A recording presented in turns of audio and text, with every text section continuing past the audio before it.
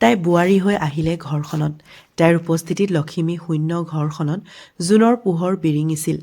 আহঁত গুৰিৰ তপন বৰুৱাৰ একমাত্ৰ তথা মৰমৰ সন্তান প্ৰীতমৰ মৰমৰ পত্নী জনী হৈ আহিবৰ দিনাই ঘৰখন যেন পৰিপূৰ্ণ হৈ উঠিছিল। দেউতা বোৱাৰীৰ মাতত বৰুৱাই মূৰ তুলি চাইছিল।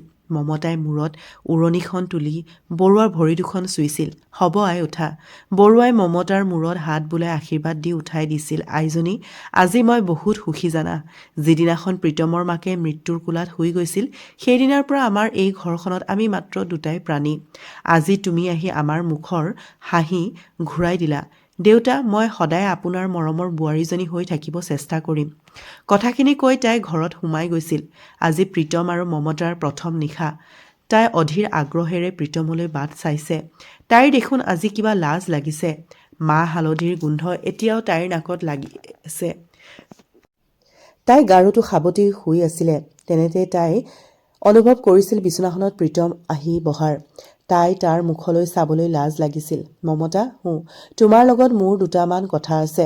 তাই ভাবিলে আজিনো প্ৰীতমৰ কি কথা আছে, থাকিবও পাৰে সিহঁতৰ ভৱিষ্যতৰ কিছুমান পৰিকল্পনা চুক্তি।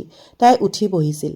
কোৱা, কথাখিনি কোৱাৰ আগতে তোমাক কওঁ, এই কথাখিনি যাতে তৃতীয় ব্যক্তি কোনেও গম নাপায়। প্ৰীতমৰ কথা শুনি তাইৰ বুকুখন কঁপি উঠিছিল। কি কথা ক'ব খুজিছে সি? তথাপি তাই সন্মতি জনালে। হ'ব বাৰু। প্ৰথম কথা হৈছে, মই তোমাক দেউতাৰ সন্মতিতহে বিয়া পাতিছোঁ। মানে হ'ল তোমাক মই বাধ্যত পৰি বিয়া পাতিছোঁ। কথাখিনি শুনাৰ লগে লগে তাইৰ চকুৰ পতা ডাঙৰ হৈ গৈছিল। কি বুজাব বিচাৰিছে প্ৰীতমে? মই কাৰোবাক কথা দি থৈছোঁ যে মই তোমাক বিয়াহে পাতিছোঁ, সমাজক দেখাই পতি পত্নী হৈ থাকিম। কিন্তু আমাৰ মাজত কোনো ধৰণৰ দৈহিক সম্পৰ্ক নাথাকিব। মই যি প্ৰতিজ্ঞা কৰিছোঁ সেয়া ভংগ কৰিব নোৱাৰোঁ। গতিকে তুমি এইখন বিচনাত শুৱা, মই কাষৰখনত শুম। এতিয়া তুমি শুৱা, শুভৰাত্ৰি। উপায় এটা সময়ত তাই বেগটো হাতত লৈছিল। তাই প্ৰীতমৰ ভৰিখন চুই আশীৰ্বাদ লৈছিল। আহোঁ, মন গ'লে দেখা কৰিব যাবা। সি মাতিব খুজিও মাতিব পৰা নাছিলে। তাই চাদৰৰ আঁচলেৰে মুখখন হেঁচি দৌৰি যোৱাৰ দৰে ওলাই গৈছিল। বহু সময় হ'ল আজি বোৱাৰীকক নেদেখি বৰুৱাই বোৱাৰীয়েকক বিচাৰিব ধৰিলে। কিন্তু ক'তো নাপালে। সাদৰী বোৱাৰীজনী ক'ত গ'ল বাৰু? শেষত সিহঁতৰ ৰুমত সোমাই গ'ল।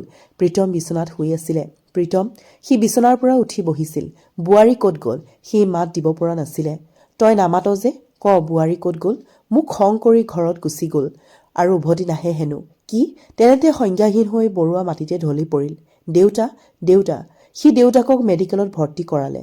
সি মমতাক ফোন লগালে। হেল্ল' মমতা। কোৱা। দেউতা মেডিকেলত। কি হ'ল দেউতাৰ? তুমি ঘৰত গুচি যোৱা শুনি দেউতা সংজ্ঞাহীন হ'ল। ৰ'বা, মই গৈ আছোঁ।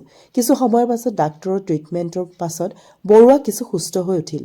বাহিৰত প্ৰীতমে মমতাৰ বাবে ৰৈ আছিল। আহিল। দেউতা ক'ত আছে? কথাখিনি সুধিয়েই তাই ভিতৰলৈ যাবলৈ লৈছিল। তেনেতে প্ৰীতমে প্ৰথমবাৰৰ বাবে মমতাৰ হাতখন খামুচি ধৰিলে। মমতা, মই ভুল কৰিছোঁ। কি ভুল? তোমাক বঞ্চিত কৰি, নিজৰ জন্মদাতাক বঞ্চিত কৰি। পৃথিৱীত এজনী ছোৱালীৰ বাবে কৰা প্ৰতিজ্ঞাতকৈ নিজৰ জন্মদাতা বহু ওপৰত। পিতা স্বৰ্গ, পিতা ধৰ্ম আৰু প্ৰেম মানে বিবাহ নহয়। মোক ক্ষমা কৰিবা নে মমতা? মই তোমাক ক্ষমা নকৰি কাক কৰিম বাৰু? তুমি সদায় মোৰ লগত থাকিবানে? সদায় মই তোমাৰ প্ৰীতম। ব'লা, দেউতাক এতিয়া ঘৰলৈ লৈ যাওঁ। ব'লা। একমাত্ৰ মমতাৰ সিদ্ধান্তৰ বাবে সিহঁতৰ ঘৰখন আজি সুখৰ হৈ পৰিল। মমতা, কোৱা, আজি আমাৰ ফুলসজ্জাৰ নিশা। মই তোমাৰ লগত নাথাকোঁ। কি হ'ল? চকু ডাঙৰ হৈ গ'ল যে। আহা, এতিয়া বিচনাত। প্ৰীতমে আনন্দতে মমতাক দাঙি লৈ ঘূৰাই দিলে। মমতাৰ মুখেৰে অনামিল প্ৰশান্তিৰ হাঁহি ওলাই আহিলে।